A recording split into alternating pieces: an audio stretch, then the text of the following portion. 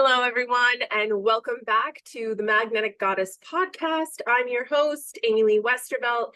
I have a fantastic guest today. I've been lucky enough to be on her brand new amazing show, and now she's on mine. So I'm so excited to have her. Alara Sage is here. Hopefully I said that right. Alara. Okay. She is the Ecstatic Life Mentor. She and I have already had an incredible conversation, so it sounds like we're going to have another one. Welcome to the show, Alara. Yay, I'm so happy to be here. Like we said, it's so fun to be on each other's spaces and shift the position. Yeah, absolutely. And it just goes to show you that in your own arena, you can be the leader and you can be, the follower in a different one. So everybody Absolutely. plays their different roles, and there's really no superiority in the thought No. leadership world, at least not among the real thought leaders. Nope.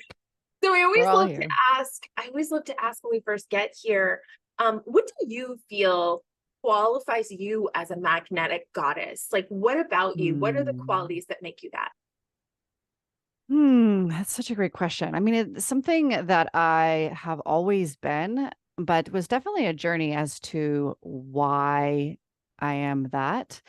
And really, for me, that was all about learning the embodiment of my womb, which is where all of our wisdom is. And, everything that I teach, I am taught via my higher self. I've always been a student of life. And normally, when I love things, I dive into learning about them. But I've always been guided by my higher self. And I've been taught so much wisdom via my higher self. I've had people be like, oh, that's Buddhist teaching. And oh, that's Tantra teaching. And I'm like, great. I don't know. I'm just taught by my higher self. And when my higher self was really bringing me into my womb and understanding that our womb is what magnetizes, literally, our heart is where all of our desires are and our soul's blueprint. And our womb is what pulls. She's the feminine, right? That feminine is the negative polarity.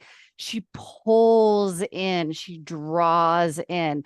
And so, to answer your question directly, it's my relationship with my womb. I am so deeply connected to her. I speak to her, I listen to her. She guides me on everything that I do. And when I feel like there is something desiring to be created in my life, it's always a drop down into her and then feeling that ecstatic energy and feeling her start to create that magnetism. And I just got so lit by saying that because it's so delicious. Love that. I resonate with that so much because the same thing happens to me. I'll get downloads and they'll be like, oh, you mean like Yeah. Kundalini? And I'm like, no, not Yeah. for me. Like, I can't call it that because that's not the avenue I found it, and you're right. And I had a psychic tell me recently, was kind of floored by it, but she said, the guides wanted to tell me that you teach yourself. Like, you don't learn through mentorship. You're Yeah. a person who teaches yourself. And I was like, I never thought of it that way, but that's absolutely true. And I think also having a split definition, it's like I teach myself and then I have to go externally and be like, okay, so this is what I taught myself. Like, I almost have to hear it externally to someone else about myself, which is so interesting. And I love what you said about the womb and the feminine, because, and you and I talked about this on your show. We're going to talk about it on my show. Yeah.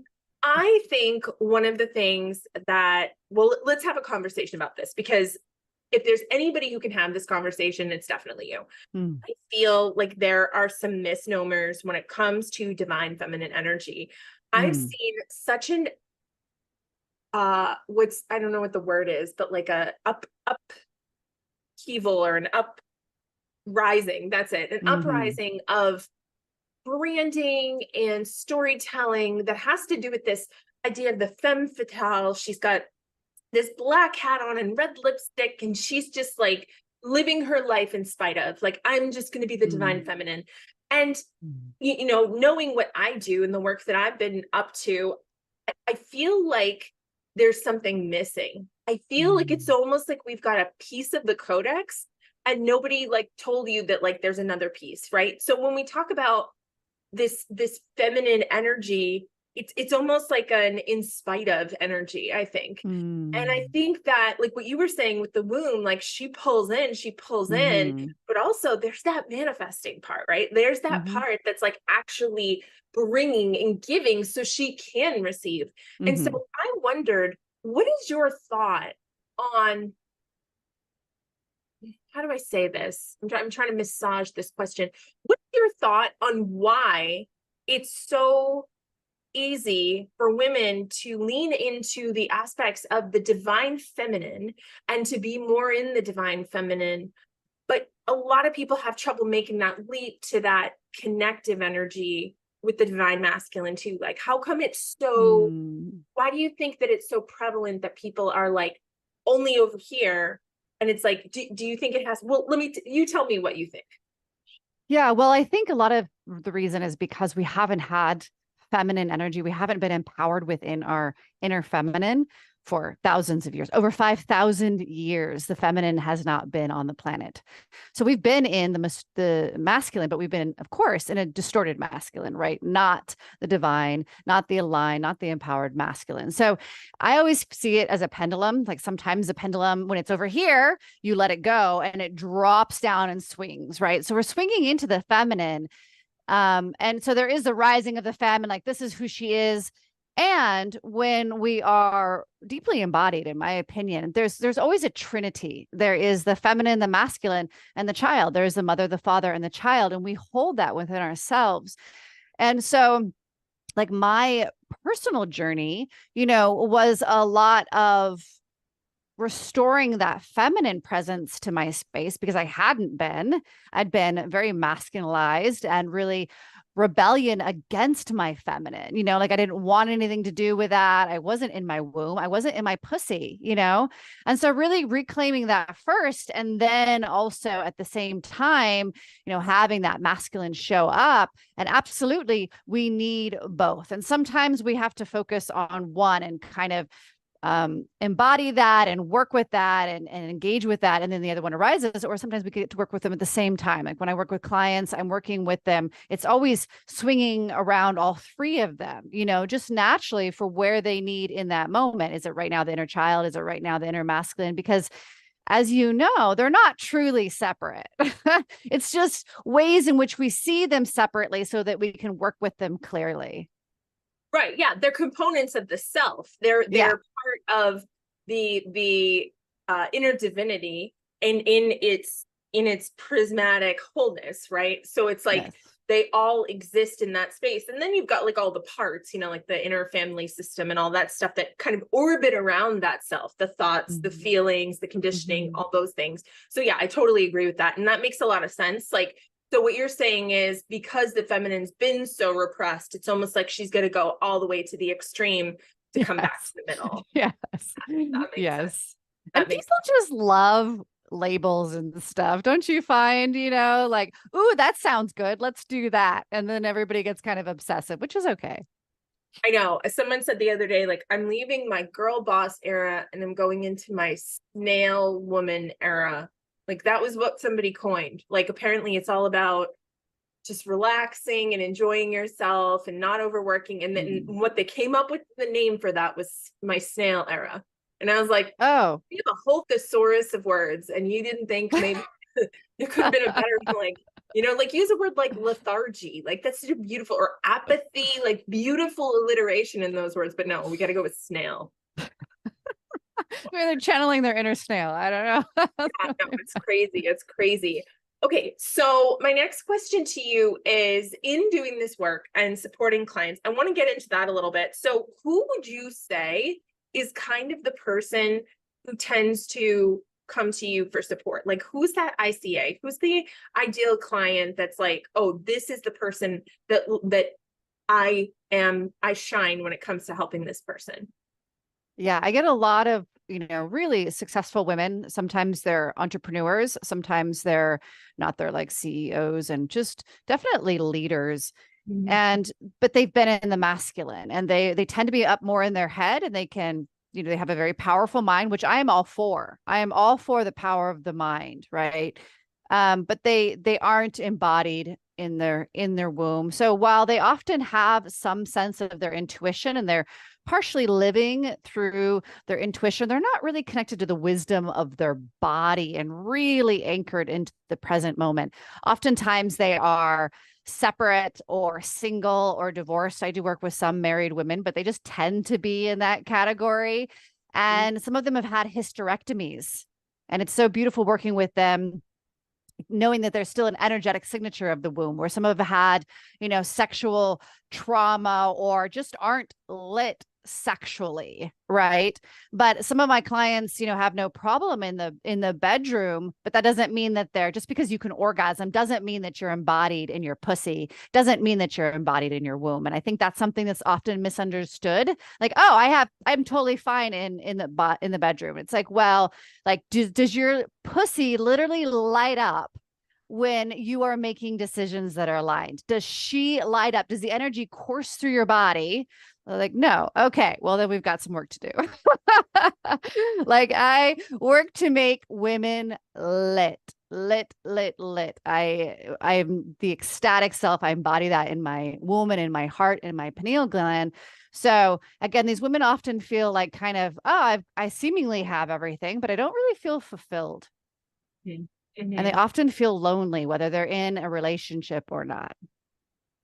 Yeah, absolutely. I think that's very pervasive, even in the work that I do, right? Like women who have been married for years and they're like, oh, we don't connect anymore. And, they've almost like shut down this part of themselves, this, like you said, the ecstatic part or the energetic part, like I say, because they feel like, oh, that time passed. I had the white wedding. I did the thing. I was the most beautiful woman. And it's like, you look at society, that's kind of the way it's set up, right? Like that day when you become a bride and you're in the beautiful dress and no one else is allowed to wear the white, and you're just this spectacle, and by the next day you're wearing plain clothes, it's the brunch before you go on the honeymoon, and it's like you're just a person and you're never really entitled to feeling that special societally wise ever again.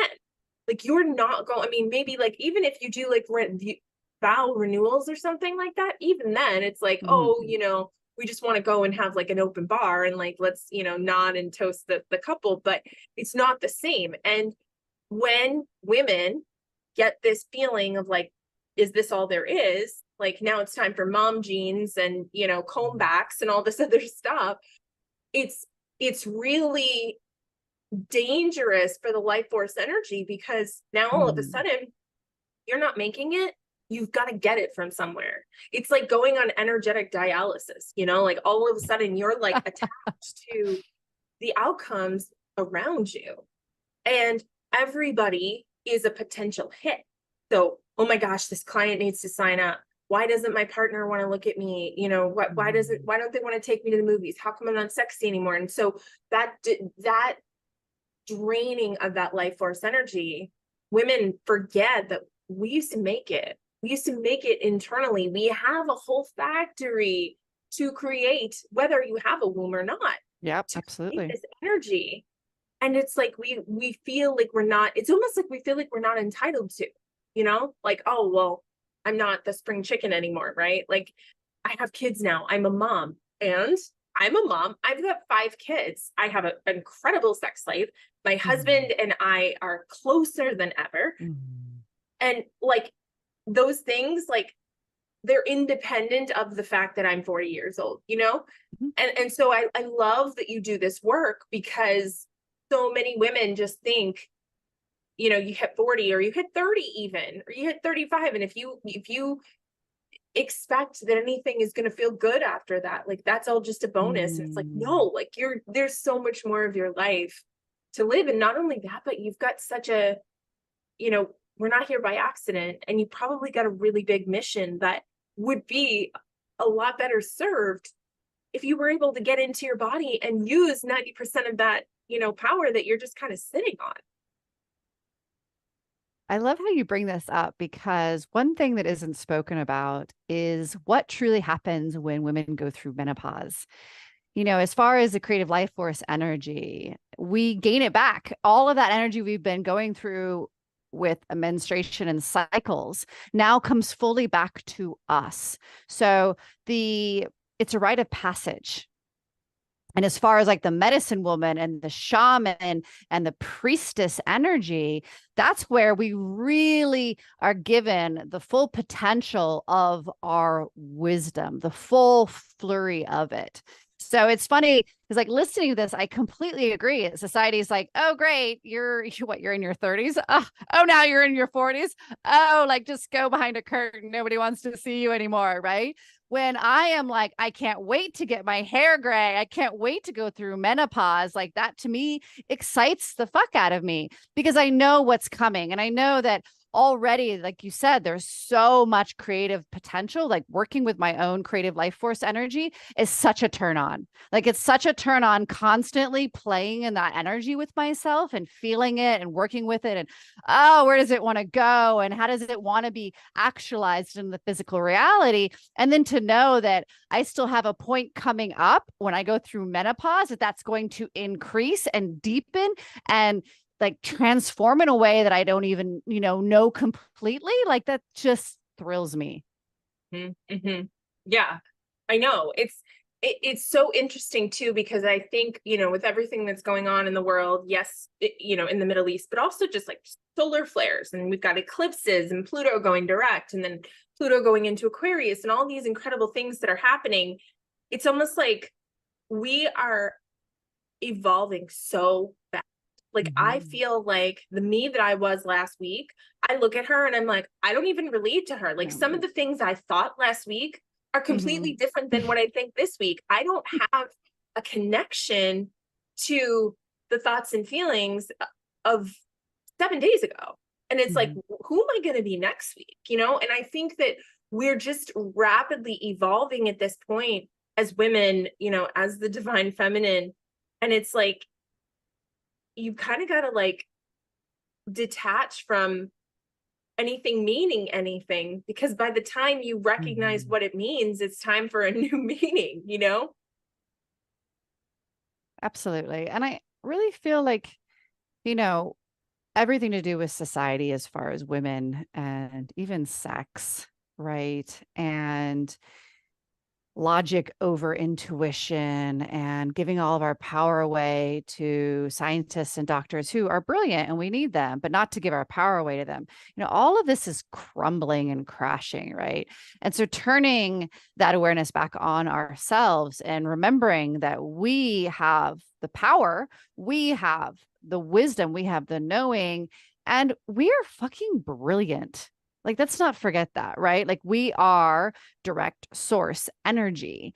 And I think for all of us, we have to remember that, because that's when we stop going like, oh, do I care that I just like my birthday was October 3rd. I'm 43. Fantastic. I feel incredible. I get to choose how I feel. I get to choose that this is the most incredible time I've ever lived in my life. I get to make that choice. I get to create that for myself. I don't need to subscribe to any belief structure that tells me, oh, you're headed downward. No, I'm still going way up. Like, just like you said, I'm like steep incline right now.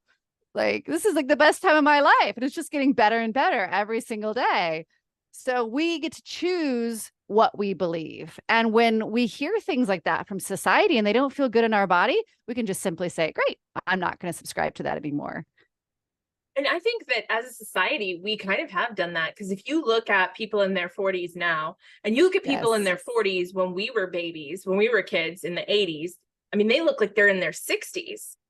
Like you look at a 40-year-old couple on TV from an 80s movie, and it's like, that looks like my grandmother. Like that, I wouldn't do my hair like that. I wouldn't, and I think a lot of it has to do with technology, kind of keeps us young because we're all exposed to the same pop culture. Like we know all the words that the kids say because we say them too. Like it's just very much, it's a fluid society. And I think that that's something that's really different, because I look at myself and I'm 40 and I'm like, there's nothing in my closet that I say, like, I can't wear this anymore.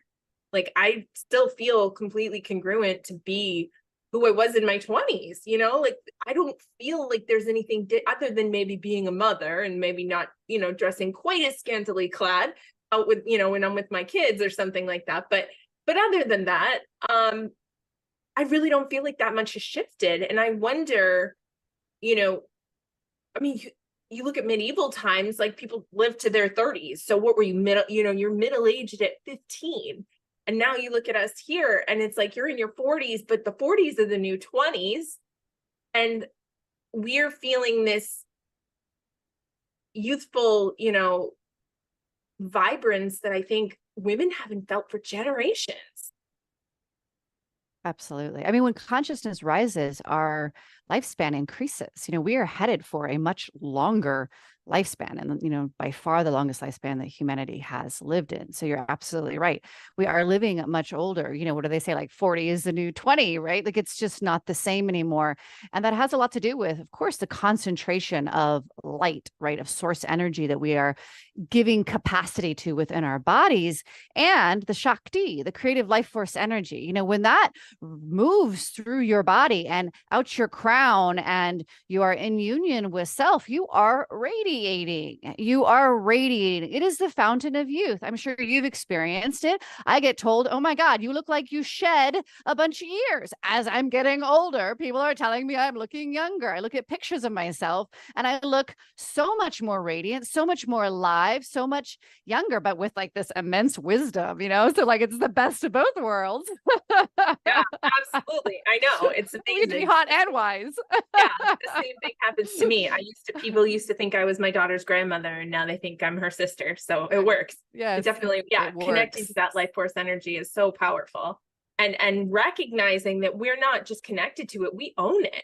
Like it's not Yes. something that like was bestowed on us from on high. Like it's been ours from the beginning, and we just simply need to claim it. We need to claim our connection to it and our birthright to it. And when we do that, it has no choice but to flow right back into us, and you know, with a quickness. So I definitely, yeah, I mean, I just like the whole thing turns me on.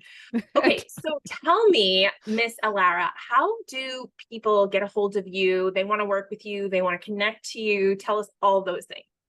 Definitely. So my website is alarasage.com, and I have a variety of different offerings there for people, freebies, a variety of different levels of offering. People can kind of dip their toe, or they're welcome to dive head first, you know, whatever floats their boat. And I'm Alara Sage on everything, on Facebook, on Instagram, on LinkedIn, on YouTube. And then I also, of course, have my podcast, The Ecstatic Woman. So that's also Awesome. You guys should Instagram. definitely check that out. Yeah, so much fun. And that's Instagram, the Ecstatic Woman, and also YouTube and all the good stuff. Yes, yes. And I'm always like open to people just honestly reaching out. Like I love connection. I love to meet people. And, you know, for me, like somebody reaching out doesn't mean like, oh, does that mean you want to buy from me? Like, it's like, hey, what's up? Like, who are you? What do you feel? What lights you up? What's your passion? You know, like I truly, truly love connection. Yeah, and I think powerful women are able and capable of holding space without the expectation of a sale. You know, they're like, I can Yeah. message her just to get to know her, find out more about her. Like, I think that I will say that my community is really good about that. Mm. They're very inquisitive. So don't be surprised. You said you Mm. want connections. You might get quite a few of them in your Yes. inbox. Like, tell me more things. So I would that's love amazing. that. Well, I appreciate you being here. This has been so good and so Mhm. juicy and so heart, I would say womb warming, right? Womb warming Yes. experience Yes. having you on the show. And definitely you guys go grab, you know, anything that she has, freebies or whatever. And also go like and subscribe to her show because it's awesome. I was on it and I listened to a couple episodes. You guys also, if you're on my email list, you got an email that linked you to her show in there. So if you need, like, if you're one of those people that just likes to click things and you're on the email list, you can go ahead and do that. But otherwise, you can find her through all the channels that she mentioned. So thank you so much, Alara, for being here. Thank you, my love. It's always such a pleasure being in space with you. So I'm delighted that we got to reconnect and do it again. Oh, I received that. Thank you so much. And that will do it for this week's episode. Until next week, when we have another great guest, may you be happy, may you be healthy, may you be safe, and may you be at peace. Namaste.